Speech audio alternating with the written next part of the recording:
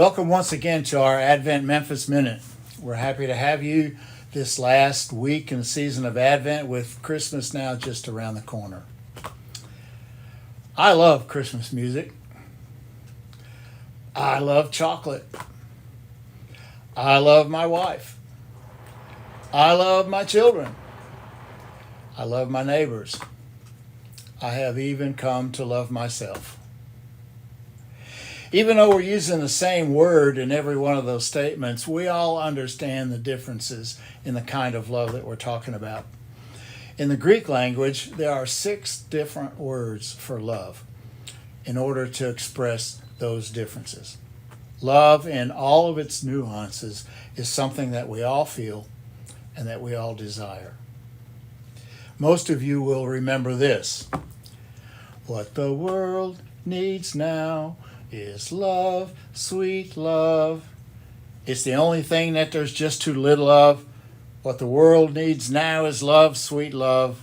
No, not just for some, but just for everyone. Love and acceptance are crucial to a person's self-worth and their sense of well-being. The absence of love is what leads people to despair, and in the worst cases can lead people to suicide. Most people can endure almost anything as long as they feel loved. It's a sad fact, though, that in a world where there should be love among all people, there is a growing hatred. There seems to be a growing polarization between people of different ethnicities and ideologies, where people used to respect each other and try to get along and try to work things out for common goals. Now there is suspicion and competition. If I want to win, you have to lose. There's little love in that.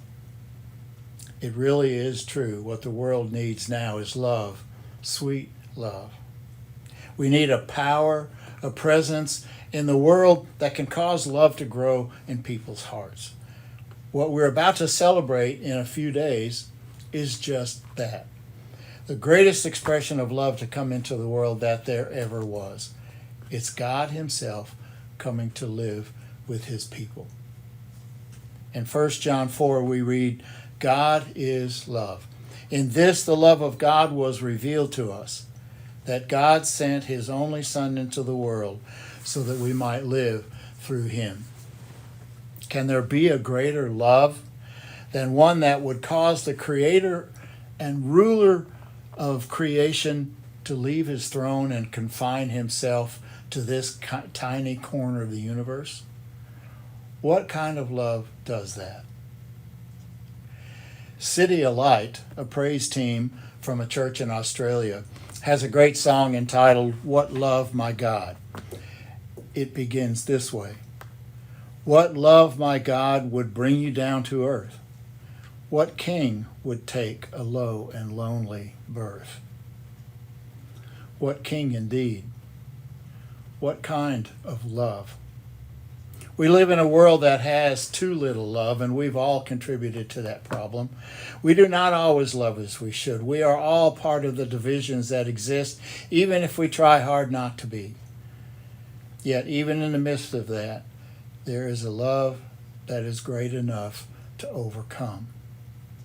Earlier in John's first letter, he encourages us with these words. See what great love the Father has lavished on us, that we should be called children of God. In spite of everything, God has chosen to make us His children.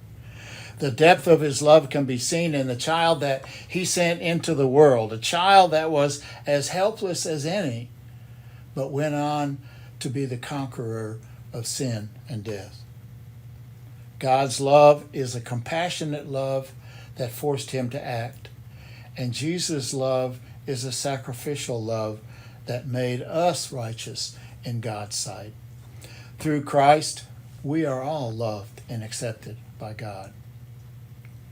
Let me leave you with this statement from John.